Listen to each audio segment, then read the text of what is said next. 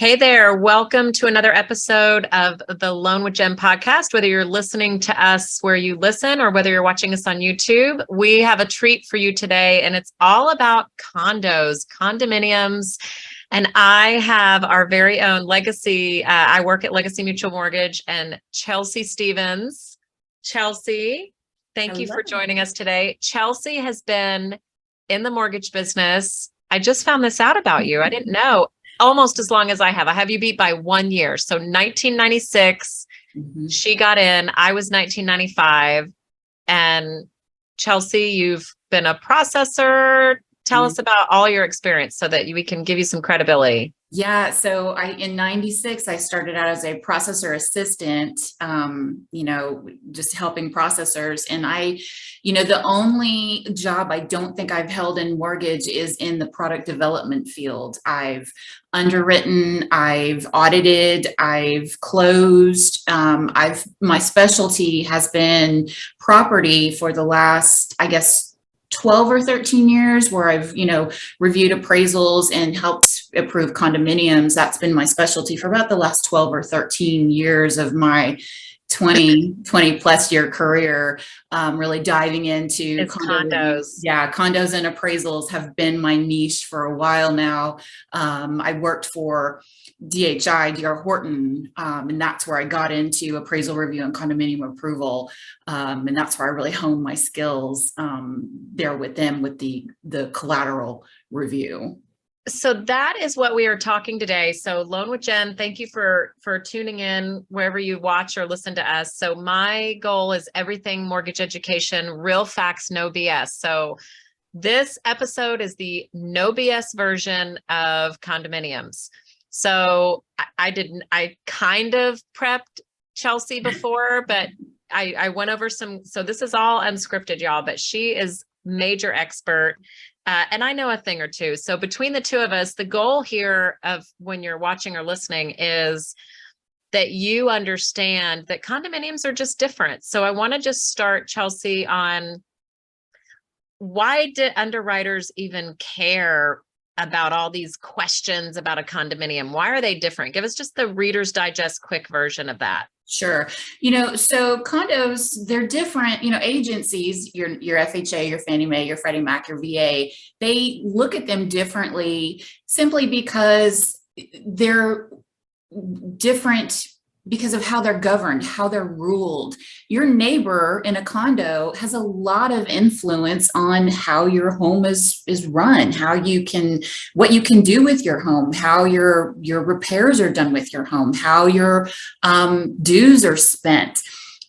So, with a regular single family residence, you pay your mortgage, you repair your roof when it's needed, you handle that situation. But in a condominium, it's really done by committee. And sometimes it's not done well. And, whether or not it's taken care of isn't always handled the way it should be. And that can affect if you pay your mortgage. It can affect whether or not it's rented, whether or not you can sell it. So, lenders want to make sure that they're covered before they start lending out if, this is going to be a good loan, if this property is well maintained. So there's a lot of due diligence that lenders have to do just to make sure that it's a well-maintained property. And that's in summary, like the condo, everything is riding on that HOA or Homeowners Association. And like you said, I've served on 2 Homeowners Association boards, not for condos, but just in general. And the board is making the decisions on behalf of the community. And what if you have a bad apple? What if one of the board members is, not have the best interest in heart? And so everything is riding on how the decisions are made, how the reserves are. My favorite thing to tell buyers is like, listen, you've got to pay attention to the reserves. And does the community have money after and above their monthly expenses to save for a rainy day? If we have another freeze or there's another Harvey or, there's capital improvements that need to be done. So let's talk about what are some of the basic what are the top 5 deal killers that you see the most of? Because the questionnaire has like 25 questions. Like Yeah. it's, quite a bit, but what are the top 5 that you would Sure. say? So with the new guidance that was kind of spit out in January from Fannie Mae and Freddie Mac, the, number one new deal killer is, communities not having recent inspections. With the project that collapsed in Florida and, sadly, tragically, people lost their lives. And this kind of circles back to how properties are managed. That property was not managed well, and it was not taken care of well, and people lost their lives. Yes, Yeah. exactly. Yeah. So with Fannie and Freddie, they decided they were going to require lenders to rep and warrant the safety of the projects. And, the number one question now on those questionnaires is, has the community had a recent inspection? Recent meaning in the last, 4 to 5 years. And if your answer is no, we've not been able to move forward with those loans simply because we as lenders can't rep and warrant the safety and structural stability of that project. So that's been the number one deal killer in this last year. Saving that, you talked about reserves, Jen. Not having that rainy day fund is huge. A lot of projects here in Texas where we don't get freezes like what happened, very recently. And so properties weren't equipped to deal with snow because they just didn't have that in their reserves. So not having that required reserve in their budget has been an issue. Properties being litigation, that's comes up where, if it doesn't meet an agency allowable litigation issue, that's come up as well. Okay, let's dig into that. Yes. Kenny on my team just called you today, and we did, it will not be named on this podcast, but we did several, we did a few in this project, and now one of our clients is trying to sell. And it's fully sold, and he's now like 3 or 4 years later going to sell, and he can't sell it because that questionnaire was filled out. And one of the big questions is there litigation in existence? The answer was yes. And so you're really good about, we got to get why. If it's just a neighbor against another neighbor because their fence is broken or whatever, like no big deal. But when it's the integrity of the building structure, like there's a huge lawsuit against this builder about the integrity of the build. Yeah. That's a deal breaker, right? Like that's an immediate, that's an immediate deal killer. If your HOA or if, the community is going back to the builder and saying, you did not build this property, it's structurally unsound, it's not safe, construction defects is an immediate deal killer for any of the agencies. They do not want us lending in projects that are not safe. And so, all of it, Fannie Mae, Freddie Mac, they all speak to construction defects as an immediate, please don't proceed. Slip and falls, things that are minor matters, like you said, neighbors suing neighbors because they're loud, or if the HOA is having to foreclose on someone, those are minor matters. But if someone, was impacted by dying because of something that the HOA did, or, construction defects, those are definitely, we're not proceeding with those. Oh my God, I'm like depressed now. I know. Well, let's talk about actually one of the biggest myths that some people, realtors, and buyers alone, don't realize. So they think, it used to be in the old days, you'll remember this, that it had to be owner occupied by this large, I think it used to be like what, 70%, meaning that for that 70% of the units had to be occupied by owners, meaning only 30% or less rentals. Right. Well, that's not the case anymore, right? No. Yeah. You're Tell correct. tell us the good news about that. So if you're buying it as a primary. Yes. If you're buying it as a primary, your occupancy really doesn't matter. If Yeah, it you're could be like 20%. It doesn't matter. Right. Okay. The I guess the logic behind that is that you're improving the owner occupancy. If you're buying that as your primary residence, you're improving the owner occupancy of that that subject complex. And so you're improving that. And so if you're subject property, what you're purchasing that as your owner occupancy, you're going to live there. Owner occupancy does not matter. Yeah, that's awesome. That's awesome. However, if you're buying an investment property, or if it's second home too, right? Like if it's a vacation. If it's second home, we do have some leeway. They do kind of look at second homes a little more favorably than rentals, because in a real world situation, your second home is your second home. You're not renting that out. Okay. But if it is investment, then it does matter what the owner occupancy of that subject complex and it's 50% now? 50%. Okay. And again, just to repeat, for those of you listening and you're like, what the heck does this mean? It means that of all let's say there's 10 units, because it's easy math. Yes. So if there's 10 units in the whole complex, and you're buying it as an investment, no more than 50% can be rented out. It means there needs to be a 50% owner occupancy in the community. And just to repeat, if you're buying it as a primary residence, it doesn't matter. All bets are off. So cool. So let's go over a couple other deal killers. I know there's a couple that we haven't gotten to yet. So tell us about, and I'm leading you into this because I know what they are. Yeah. What about insurance? We've seen a lot of properties that the insurance is trying to save money, and they're pooling together with 10 other properties around the country, like not even in Houston. Tell us about that. So that makes your property ineligible. Fannie and Freddie do not want you, and when I say you, I'm speaking of, HOAs in general, pooling or having multiple unaffiliated properties covered on one master policy.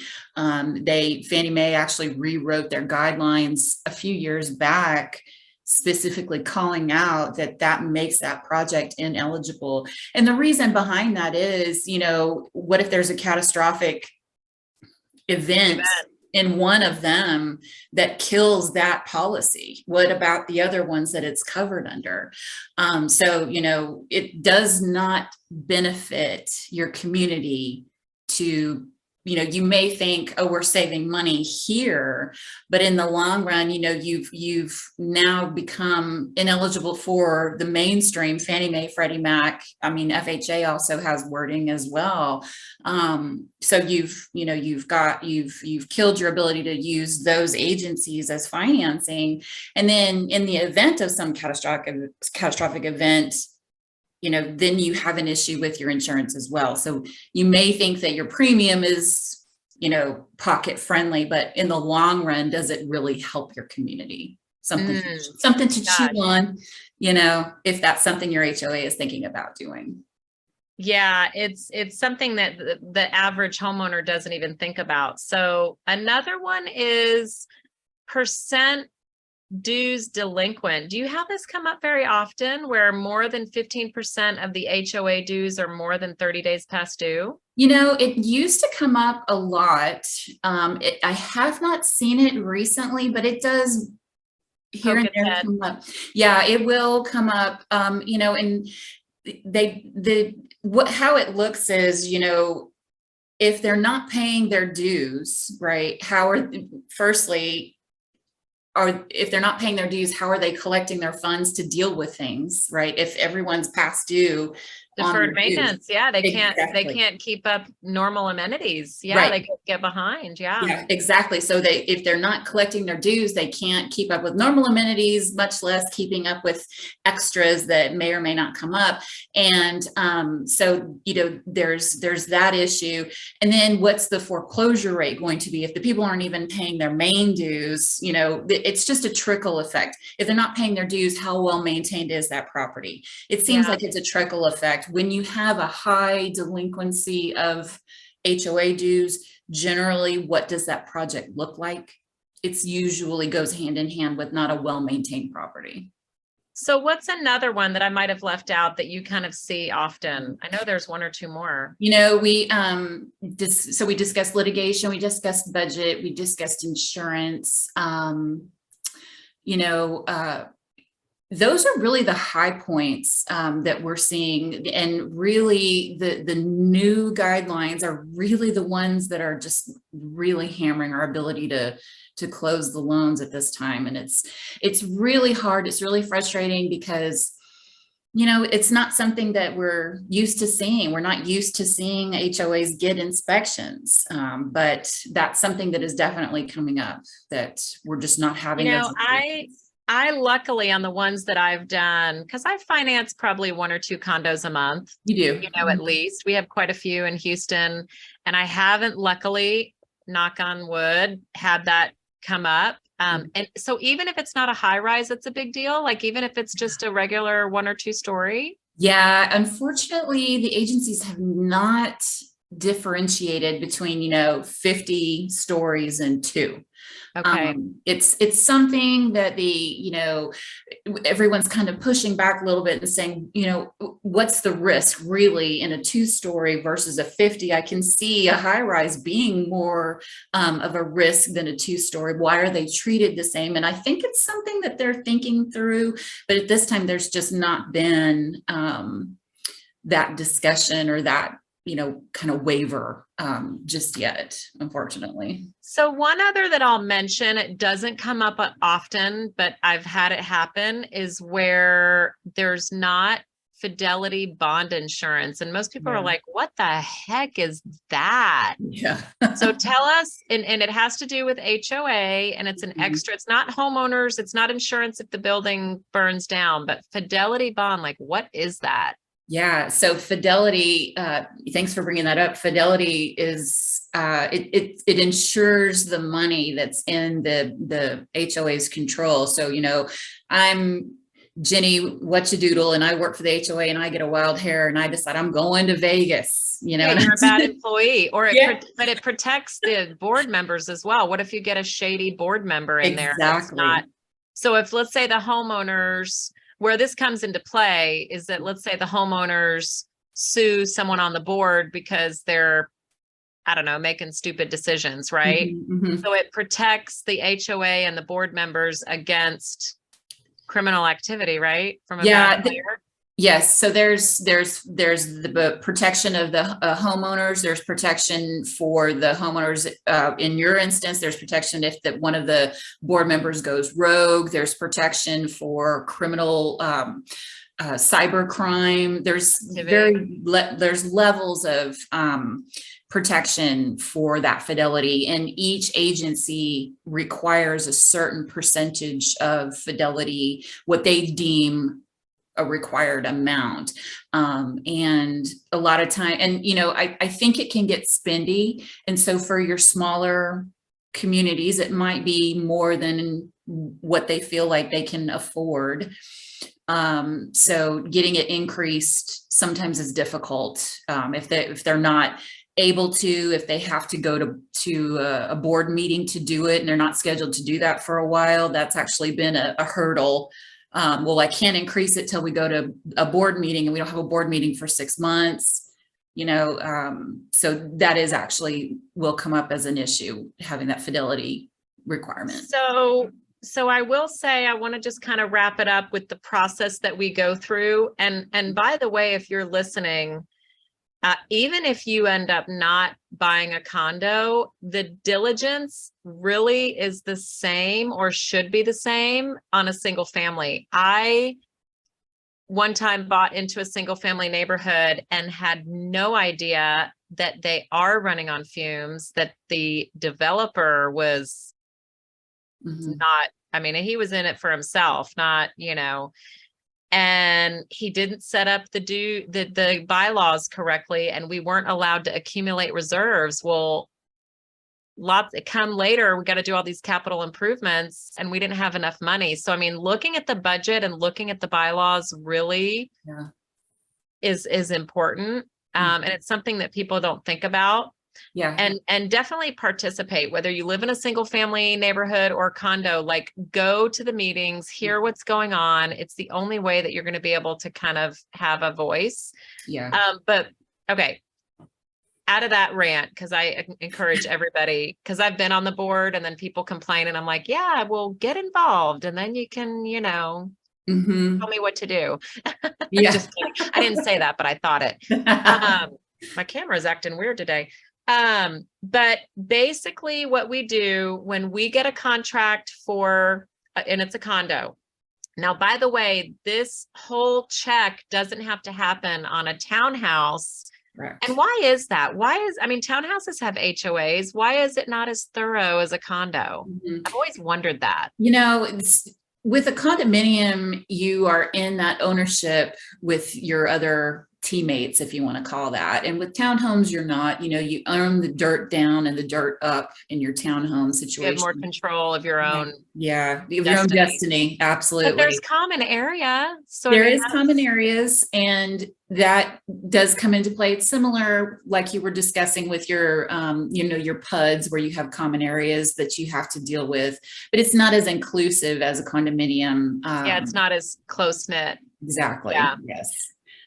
So we get, this is how I do it. I don't know how other lenders do it, but when we know it's a condo, we immediately try to get the HOA. Now, I got to tell you, HOAs are just a different breed. Some are fast and some are not.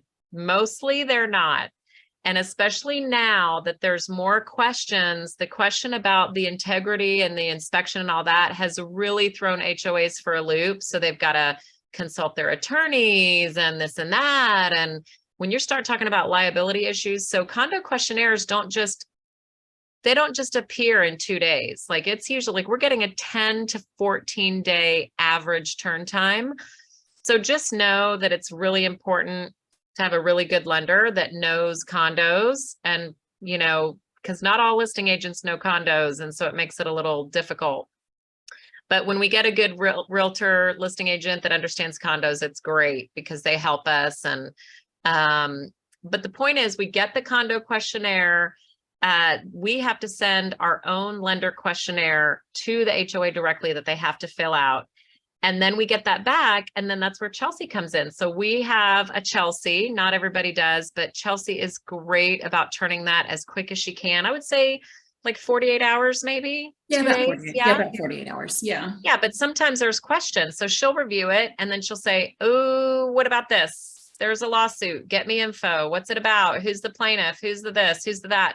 And that takes another day to get it. And then she's got to review it again. So, just know that condos, it can take some time. A 30-day closing can be tight, really, like tight. So, but I just wanted the listeners and viewers really to just understand why, which I think you did a great job of explaining that, and that there's just some complexity to it. And having a really good, knowledgeable lender is more important than ever. So ask your lender, like, how many condos have you done? Do you do a lot of condos? Because it really does make a difference. And there's a lot of them that have total success and it's not a problem. But when it is a problem, you want to be able to move quickly. Now, there are lenders out there that do what's called a non-warrantable condo, where it can have some of these problems that we've gone over, and they kind of turn a blind eye to a lot of them. But you usually got to put a bunch down. So not everybody can do that. If you're doing 3 or 5% down, like you may not be able to have that alternate program available, Well, Chelsea, is there anything that I've left out that you think people should know about condominiums? I think you hit the nail on the head that with your condominiums, your process is going to be a little different than if you're buying a single family residence. So just know that your lender has a little extra due diligence that they're have to do. So the expectation is that it might be a little bit longer than you're used to with the process. So be upfront about that and know that it's not us being, weird about it. It's just that we're doing our due diligence to be able to say to whomever we send this to, we've repped and warranted this one. And you saying be involved is so huge, because I can't tell you, how many times I've heard, well, I had no idea in my governing docs that I can't do X, Y, Z. Yeah, you got to read. It's right like it's there. 150 pages. Like, who wants to read that stuff? It's like snooze-a-rama. It is. Like, I didn't even read mine. I mean, I got blindsided too. I mean, I even know better, and I didn't read them on that neighborhood that I moved into. But anyway, well, I'm going to put some information in the notes, some resources. I've got some other videos about condos on my YouTube channel and some resources, but I'll even put a link in there of what a condo questionnaire looks like what questions are. There's like 25 or so questions. So I'll put some resources in there. Chelsea, thanks for being with us today. Thank you so much. And thank you for listening. Loan with Jen, everything real facts, no BS. See you next time. Thank you.